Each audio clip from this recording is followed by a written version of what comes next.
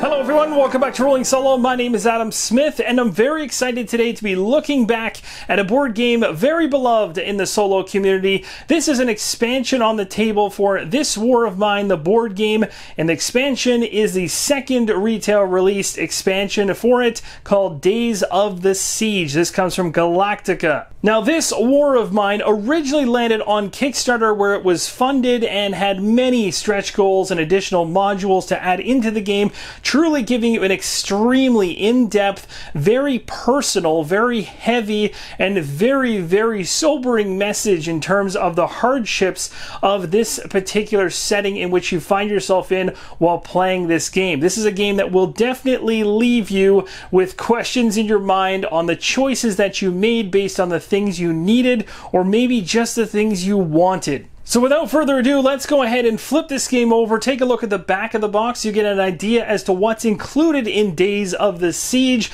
and then we're going to check out all the components inside. Through fire and smoke, tension and fear can be felt around Pogoren. Soldiers occupying the city keep disappearing, and units of militia gather in abandoned buildings, and harrowed citizens are preparing themselves for the worst. It seems another armed conflict is at hand. No one knows who will strike first, and the international peacekeeping forces maintain their aloof neutrality.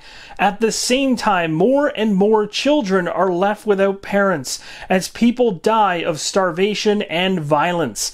Will players risk their own survival to help the little ones? In Days of the Siege expansion for This War of Mine, the board game, players are caught in an open conflict happening inside the city. The time of idle occupation is over. Rebels have decided to infiltrate Pogoren and engage their enemies in the last desperate attempt to take over the city. During 3 intense acts of the war campaign, Forlorn Hope, players will have to find a way to not only survive, but also to tackle chaos and brutality of an all-out war. Additionally, the Orphans of War module featuring children bereft of their families will enable players to take their experience to a new level, while new locations will enrich every scenario and campaign from the base game and other expansion. Winds of war are blowing your way. Will you weather them? When you first open up the box, you'll be greeted by the Wartime Diary number 2. I'm definitely not going to be showing you guys everything inside this book, as that is definitely spoiler territory. This is the narrative book. It's quite thick. I think it said there was over 750 scripts written within this book on the back of the box. That's quite impressive. It goes obviously in line with the very first Wartime Diary, which also had a large amount of scripts involved. And we're going to go to this very first page here, where I'll show you a couple things that are not spoiler territory, like the About the Rules section, how to use this Wartime Diary, the 6 players, and conversations during gameplay. Then you jump right into chapter number 1 called Forlorn Hope. Now, if I open this up to the very first page, which I don't consider to be spoilers, is that, but of course you could technically be spoiling all kinds of things in here, being that there's a number of different entries on the same page, but this is really what the breakdown looks like per area. So you can see that there really is going to be a lot of text and a lot of narrative behind this game based on your choices. Now, if I flip all the way to the end to avoid any major spoilers here, I can go right to here. Yep, so about 769. And then you've got like the Orphans of War section in the back here in chapter number 2. Very small amount. And then you have this war campaign save sheet, something that you'll definitely be using as you play through the game. Next, we're going to run into this booklet right here. It's the Days of Siege About the Expansion booklet. It's going to have a full introduction for you to this expansion. We'll also open this up, as there shouldn't be any spoilers whatsoever in this. This would equate to what the rule book is all about here. So if we go over here, we've got the game components, what you can expect to find inside the box. And of course, we'll be going through all of these very soon. We also have the different game modules like Orphans of War, the dog, other game components that you're going to find inside of this particular box. Moving right along to the next page here, we've got the Forlorn Hope War Campaign. So that's quite interesting. And also showing down here at the very bottom, a very cool map board. Talks about the different districts inside the game, and it's laid out here. So we're going to see that in a few seconds as well. Again, this is very much the rule book to this particular expansion. So this is the gist of how this book is laid out. Very easy to read, very easy to churn through. We're already halfway through. Lots of visuals, lots of icons. You won't have trouble diving into this one. Very much like this War of Mine, the board game, you could walk straight into the game without actually knowing too much and pick it up as you play, and you kind of learn as you go, which is another really nice element to the game. At the very back of the book here is a war campaign tokens and markers breakdown, because of course you got new tokens coming in with this expansion and maybe some variations from the original ones.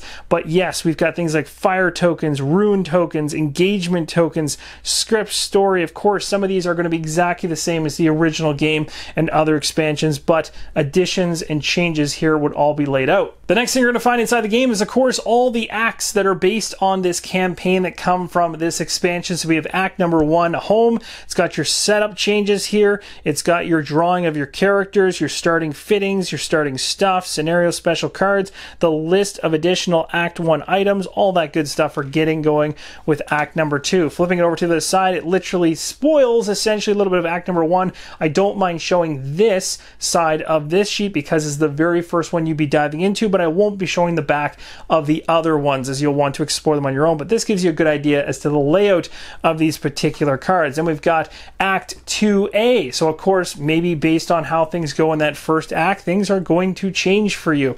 So you've got the Among Friends, 11A. We've got this one here, 11A, the Rich. We have 11, or actually this is Act 3B, the Poor. Act 11B, Among Enemies. So you can see at one point there we had Act 11A, Among Friends.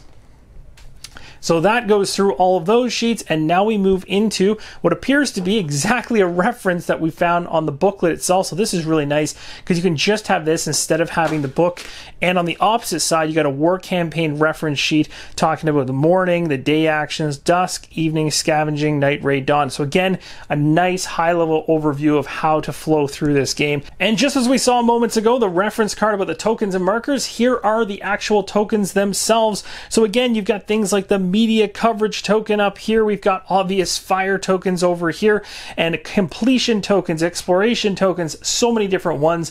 I can't go over all of them because there's actually a lot of individual tokens in this pile. It would probably take me a minute or two to do so. So again, you can reference this sheet right here if you want to pause the screen to actually figure out what each one of these tokens is. Here's a nice high-level look at that map board. We've got the findings pile number 2 over here, all about scavenging, broken down over here, scavenging actions over here, your map location, your plundered old town over here. We got the time track with some positions over here, and of course every single district of this map board is laid out nice and easy to see from distance.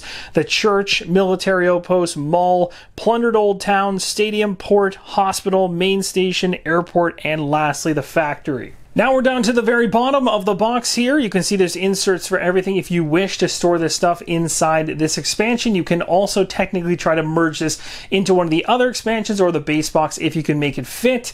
But if you're like me and those other boxes are quite full already, or you've already merged everything into the base box, you're probably going to need one of these expansions to house some of the contents of this game, as there's quite a bit, especially if you picked up the Kickstarter.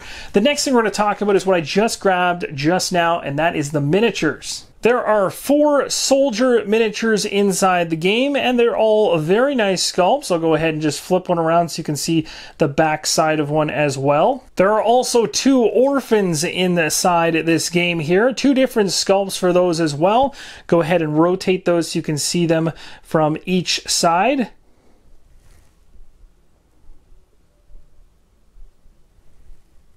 And last but certainly not least, we have the dog miniature.